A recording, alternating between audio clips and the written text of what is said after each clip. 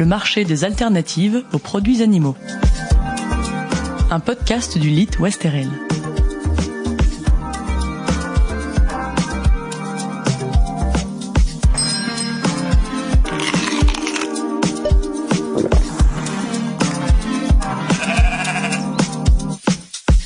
Nos choix alimentaires répondent à de plus en plus de critères. Bien que l'alimentation soit une question individuelle qui nous permet d'exprimer nos appartenances socio-culturelles, les mangeurs contemporains doivent également prendre en compte les enjeux collectifs de l'alimentation dans la composition de leurs assiettes ou le choix de leur régime. Et végétaliser son alimentation est aujourd'hui présenté par les politiques publiques comme un enjeu collectif majeur. D'après une récente publication du Sénat, comme la sobriété, cette végétalisation est souhaitable pour des raisons qui touchent à la santé, à l'indépendance protéique, mais également à l'environnement. Enjeu à la fois sanitaire donc, mais aussi social, territorial et environnemental. Végétaliser les assiettes, c'est en fait rééquilibrer les apports en végétaux et en animaux dans les régimes. Rééquilibrer, d'accord, mais comment ? De la végétalisation de nos rues à celle de nos assiettes, les végétaux ont le vent en poupe. En seulement 30 ans, le nombre de produits alimentaires contenant des protéines végétales a été multiplié par 20. Effectivement, l'étude de référencement réalisée en 2019 par le groupe d'études et de promotion des protéines végétales démontre une hausse incontestable. En 1989, seulement 300 produits contenaient des protéines végétales. Il y en a près de 5500 aujourd'hui. Alors, comment expliquer cet essor ? Et à qui les produits vegan-friendly s'adressent-ils ? D'ailleurs, de quoi parle-t-on lorsqu'il est question de protéines végétales ou d'alternatives aux produits animaux ? Et est-ce la même chose ? C'est ce à quoi nous tenterons de répondre dans cette 4e et dernière série de podcasts. Épisode 4. Acceptabilité sociale et disposition à payer.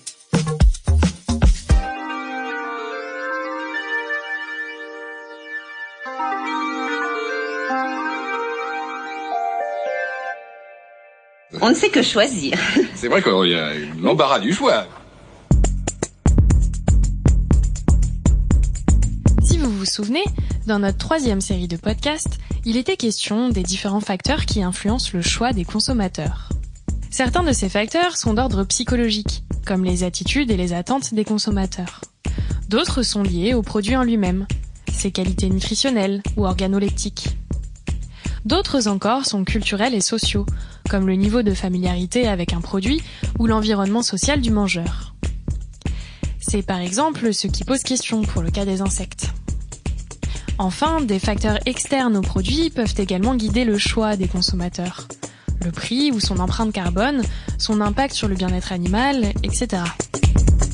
Après avoir étudié les critères de goût, d'aspect et d'impact sur la santé, nous vous proposons maintenant de nous pencher sur la question du prix, de la disposition à payer et de l'acceptabilité de ces alternatives par les consommateurs.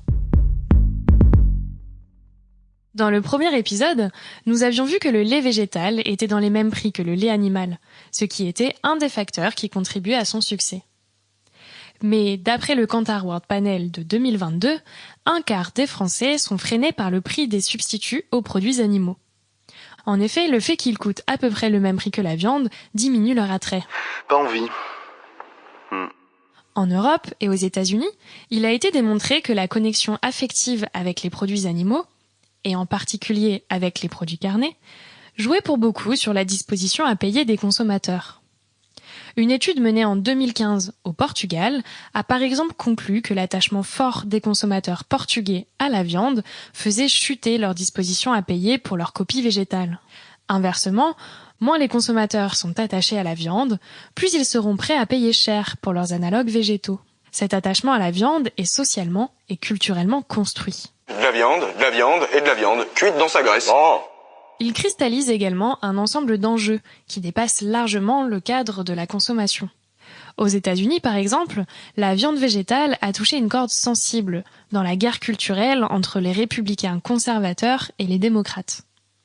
En 2021, le gouverneur démocrate du Colorado a déclaré que le 20 mars serait une journée sans viande.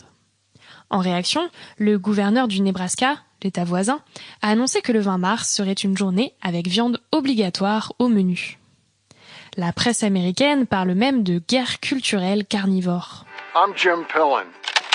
As governor, I'll keep Nebraska safe, but we're going to do it the Nebraska way. En plus de la valeur affective attribuée aux produits animaux, d'autres paramètres sont à observer. Une étude réalisée en Belgique en 2019 et 2020 montre que les femmes ont une disposition à payer plus forte que les hommes pour les substituts végétaux.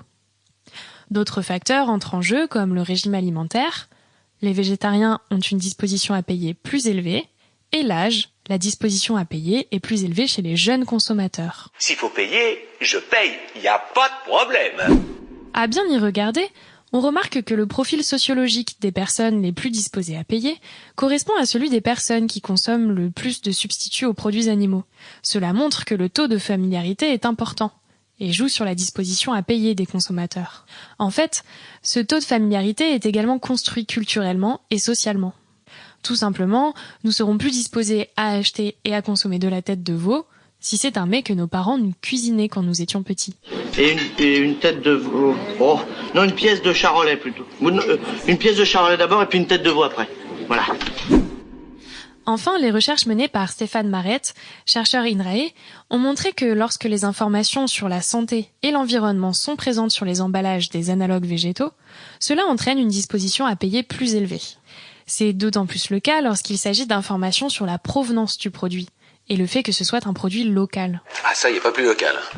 En revanche, peu d'écart est observé dans l'intention d'achat entre de la viande et un de ses substituts lorsqu'ils sont au même prix.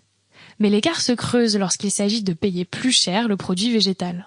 Pour favoriser la consommation d'analogues végétaux, il convient donc que leur prix soit moins élevé que leurs homologues carnés. Nous avons demandé trop cher.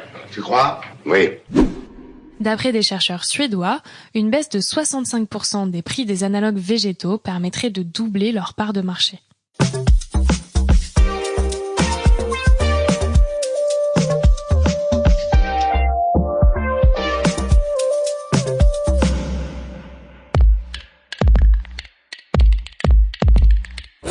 Pour la viande in vitro, maintenant, cette disposition à payer est plus difficile à évaluer car elle ne représente pas encore un marché mondial et n'est pas chiffrable actuellement.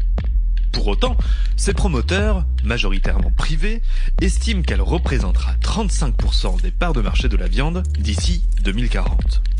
Pour cela, il faudra dans un premier temps lever des freins réglementaires à sa mise sur le marché, mais aussi réussir à baisser son coût très élevé. En effet, malgré une baisse régulière depuis 2013, le prix reste peu abordable. 46 € la lamelle de 5 mm d'épaisseur.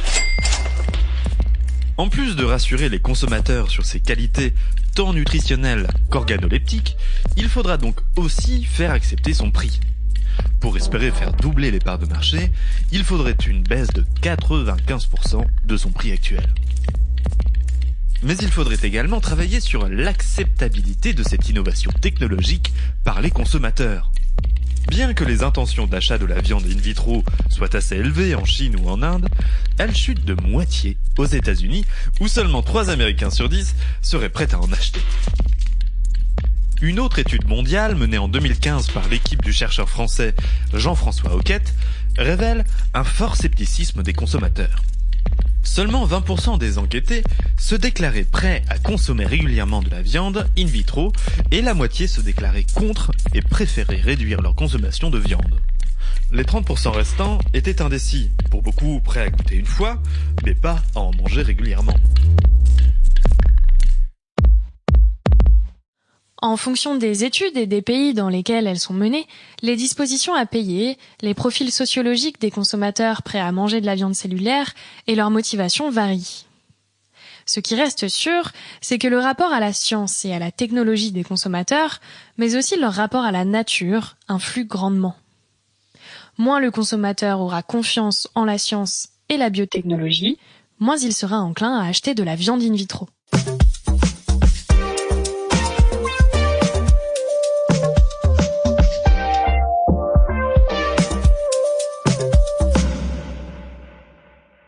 Quoi qu'il en soit, tous ces produits vont devoir se faire une place, à côté des produits végétaux, de plus en plus nombreux. Les algues, mycoprotéines ou encore les protéines issues de la fermentation sont pour le moment peu étudiées, mais elles se développent de plus en plus. Surtout, pas ramasser les algues échouées, toujours les algues sur pied, bien vivantes, bien fraîches tout simplement.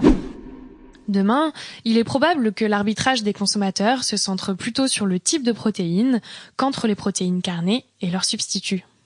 C'est pourquoi, lorsqu'on s'intéresse au rééquilibrage des assiettes et à la transition alimentaire, il ne faut pas uniquement se focaliser sur la substitution entre produits animaux et végétaux, mais aussi se questionner sur le développement des labels et la promotion des produits carnés de meilleure qualité.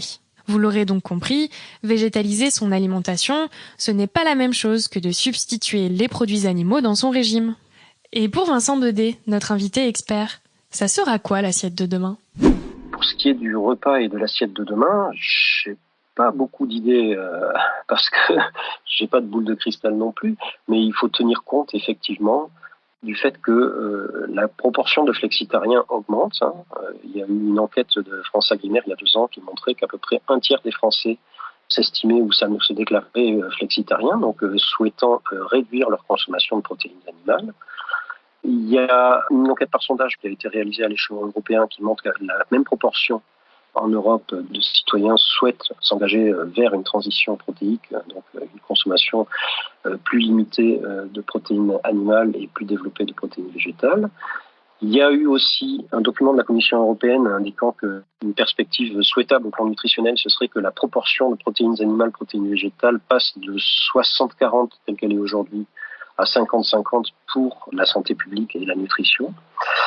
Et puis, d'un autre côté, c'est quand même plus difficile aujourd'hui de consommer des protéines végétales issues de légumineuses, par exemple, en augmentant la proportion dans l'alimentation. Si vous n'achetez pas des aliments transformés, ça implique de passer plus de temps à faire des courses, plus de temps en cuisine, etc. Donc, il y a beaucoup de place pour l'innovation alimentaire sur ces produits-là. Et de manière surprenante, il y a une étude italienne du mois dernier qui montre que sur le quart des produits lancés sur les alternatives carnées, ils n'avaient pas pour objectif de mimer un produit carné, mais représentaient des produits qui se présentaient comme des produits issus de protéines végétales et prêts à être consommés ou à être transformés en cuisine.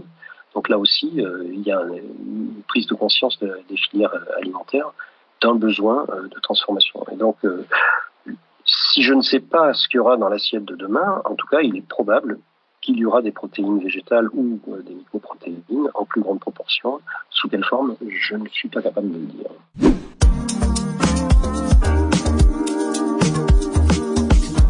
Merci de nous avoir écoutés. Et merci à Vincent Dedé d'avoir répondu à nos questions. La semaine prochaine, nous nous attarderons sur une alternative un peu particulière. Celle des insectes.